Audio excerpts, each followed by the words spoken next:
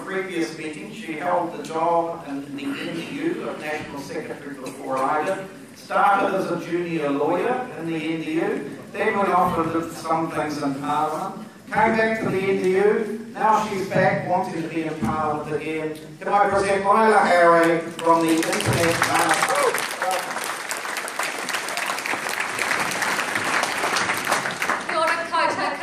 And how enormously proud I feel as one of the former leaders of this union to see year after year after year the numbers climbing at our annual Stopwork meetings that I started along with Carl Anderson and the new leadership team of the union that you elected in 2005 to change the union, and my God, we have.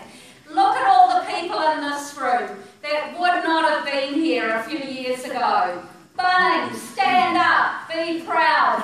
You are the new face of the union movement. The warehouse workers, the pack and save workers, every single member of Unite who was here was not a member of a union in 2000 before we repealed the Employment Contracts Act and gave workers back their right to collectively bargaining. That is what change looks like.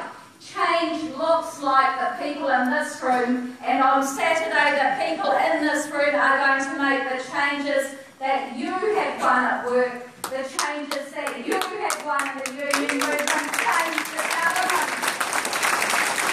I can't wait till Saturday.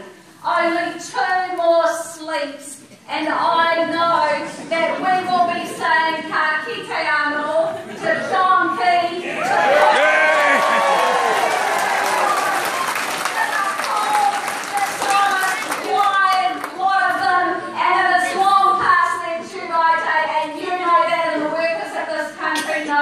time for a change. In the last election,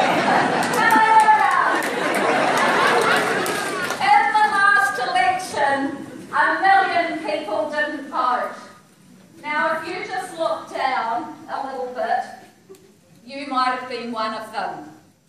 Because there were a lot of working people, a lot of unemployed people, and 42% of young people who were eligible to vote and did not cast a vote in 2011. And do you know how many people stood between a change of government and the national government we have had wrecking our country for the last 3 years in 2011? 1 million didn't vote, but just 8,000 different votes would have led to a different government for the last 3 years. That's how close it was in 2011, and it is closer still in 2014. We are on a roll to change the government on Saturday, but it is going to depend on you and your families and your workmates coming along to vote. What did those 8,000 votes mean in the last 3 years?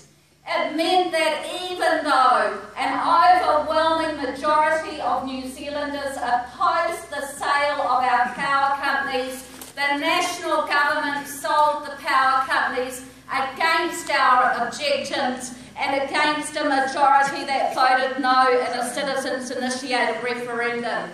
How many of your power bills have gone up in the last year? That is what the million voters who didn't turn up left as their legacy in 2011. Rising power bills, a dirty deal signed by John Key PM with the Chief Executive of Sky City, which means that we are doubling the number of pokie machines in the casino and putting into our community a predator on poverty that you know is wreaking havoc around South Auckland, West Auckland and low-income communities in the country. We want to take pokie machines out of our communities and protect our children and our families from gambling harm. Those votes were the reason why we still have the 90-day fire at will rule that National introduced in its first term, and make no mistake, ACT has said that their #1 policy priority in a government with National, and National will depend on ACT if it is re-elected on Saturday, is to extend the 90-day fire at will bill to a whole year where new workers will not have rights at work. Shame! Shame! Shame! We are going to vote to stop that shame on Saturday. And we are going to stop the failure and the shame of this national government not prosecuting a single one, not a single one of the forestry employers who have killed workers and killed members of the union with their unsafe practices in the forests. Young men sent to work for 18 hours a day in the dark to fell trees, and that's whose fault? That is the fault of this national government. We will insist that employers who harm their workers at work are prosecuted and held to account, and we will fix up safety in our workplace.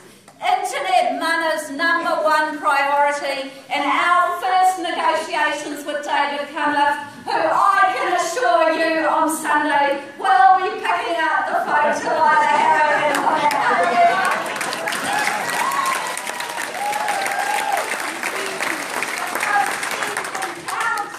And he knows that he is going to need our support to be Prime Minister, and we will give him our support if he promises to feed the kids in our modern free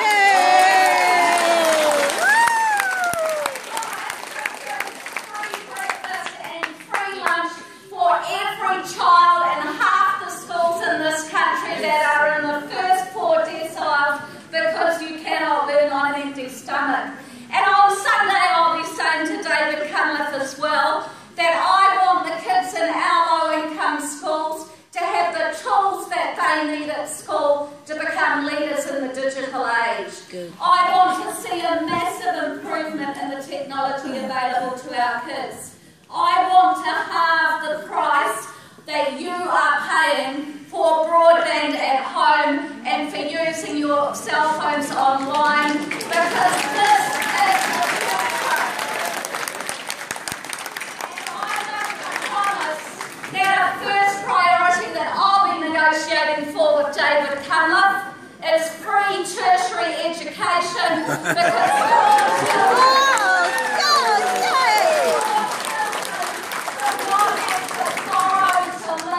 and we love it with a student loan that means they pay higher taxes.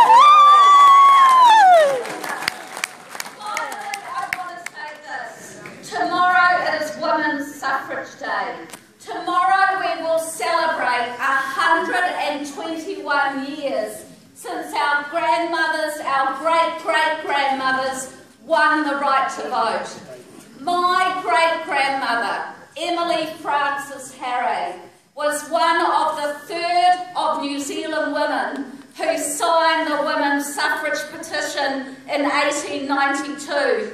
And it was because of Emily Harre and because of those women that the women in this room and the women in this country can vote now, and we must honour their memories by voting. But I want to have a message also to the blokes in this room, because actually the statistics tell us that women are actually really good at voting.